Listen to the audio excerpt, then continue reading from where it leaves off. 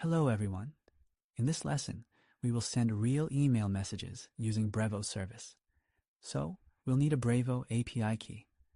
Let's go to the SMTP and API menu. Go to the API case tab and retrieve our API key. I don't know how to extract it from here, so let's create a new one. My API case. Generate done.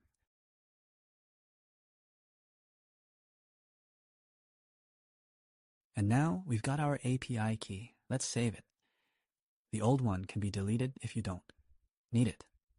Great. And we have some options.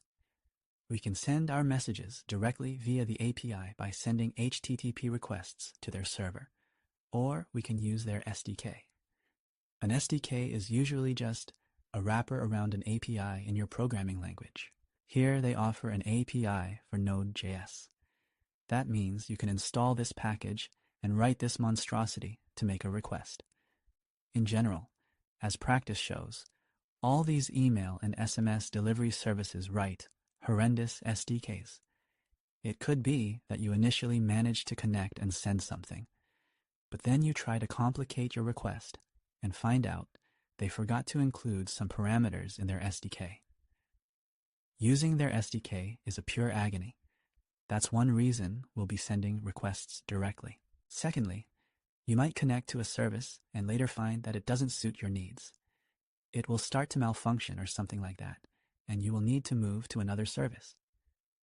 If you are tied to its SDK, you will have to use the SDK of another service, and moving will be painful. If you send requests directly, the changes in your code will be minimal. Just change the endpoint you send to, and slightly adjust the data format depending on the service you use. Moving like this will also be much more convenient. Okay, we copy the API key, and we proceed to the implementation. So, let's start with n in variables and add what we need there. So, we need the following variables: Brevo API key, the name we will send from, and the email address we will send from, okay? Let's add it directly into NV and NV example. So, let's go. Brevo API key.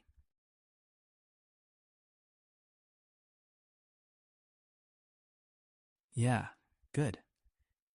Next, the next variable is the from email name. Here you can write whatever you want. It makes sense to write your service name. So, and the from email address, well, it will be no reply, which means we don't expect replies from here. No reply at.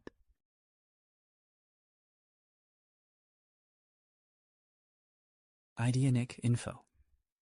We have a note here. Brevo, right? Brevo.idnicinfo. Good. Added here. So, an error. I just added a key in NV example, which ideally I shouldn't share with everyone. In such situations, I usually write something like, replace me here. Good. Noted. So this is a file for other developers who will come. They will need to obtain this key somewhere.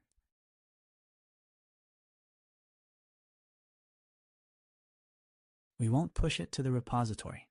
Secrets aren't pushed to the repository. Good. Let's write the secret. Okay, great. Added to the .env file. Now let's create a file in lib dedicated to Brevo, which will later be used for sending emails. Okay, so new file .brevo.ts. As I mentioned, you may need to change this service later, so I recommend creating a separate file for each service. Describe the API interaction in it, and in email.ts. Around this area, write the code to call the specific service, in our case, Brevo. Let's add the code and go through it. So, we will need the Axios library. Axios is a library for sending HTTP requests in a convenient format. OIB, install Axios. Okay, so look, I have two functions here. Make request to Brevo and send email through Brevo, which wraps around make request to Brevo. That's why I separate them into two functions, because technically through Brevo you can do a lot. Not just send emails, but, for example, send SMS. Exactly. and the request format. The format is roughly always the same. You just send some data to some URL and include your API key. Exactly. And technically in the future, you might have another function like send SMS through Brevo. And here you'll just need to change a few endpoints. Yeah, something like that will happen. And basically, everything will work. Okay?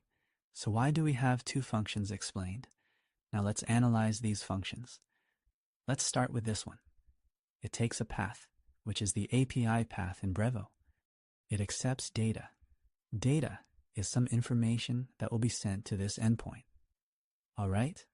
Now let's look at the request itself. Post method. You can check the Brevo documentation again to see how to send them a request for what we need. Eventually, there's a URL. It always starts like this and then something specific. For instance, for sending an email, it's the string /smtp/email. Then the header. We need to pass the following. Specify that we are passing JSON, provide our API key, and again, since we are passing JSON, we also expect a JSON in return. This is what we receive in response. This is what we send. Okay? And we pass the data itself.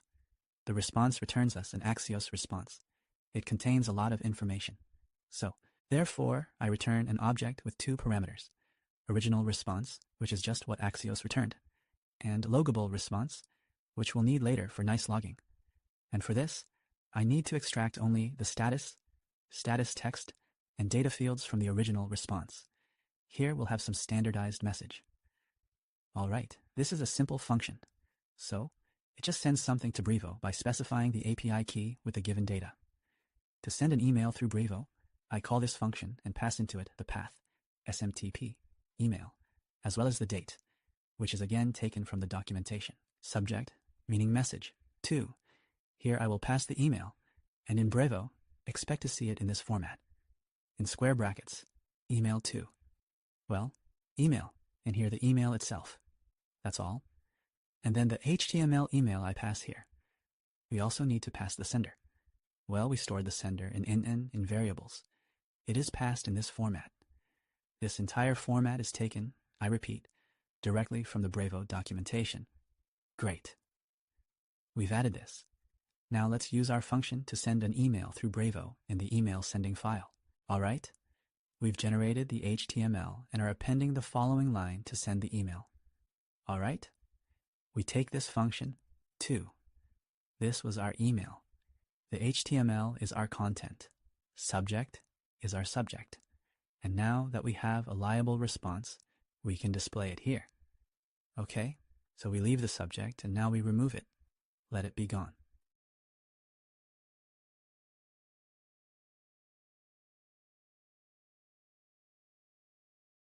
We leave the template name. Okay? Let's also output template variables because it'll be convenient to see which ones we sent. And we won't display the HTML content since it already remains. Done. We'll write like this.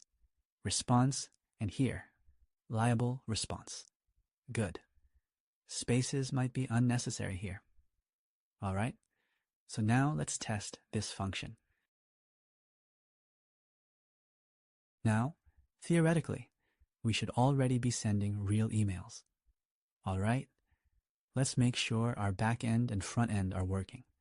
Everything is working. Good. Now let's send a message to ourselves. Good. The message is sent upon registration. Let's try to register with our email. Go to ID username, sign up, and enter our email. Well, now I'll enter the email I registered for managing all services linked to our applications. All right? My username will be manager. My password will be 1234. 1234 sign up. All right. And now let's look at the logs. An email was sent to this address with a welcome template. The template variables were as follows. And the response came back like this. 201. Created. Well, and some message ID. This is returned to us by Brevo itself. All right, that means the email should have arrived. Yeah. Here, look at the inbox. ID nickname. Thanks for registration. Let's go here. Everything is great. Everything is styled. Everything is in place. If you click on the ID nickname, it redirects us to our front. If you click on Add ID, it redirects us to create an idea. Great. Seems like email sending works. Thanks everyone. We can move on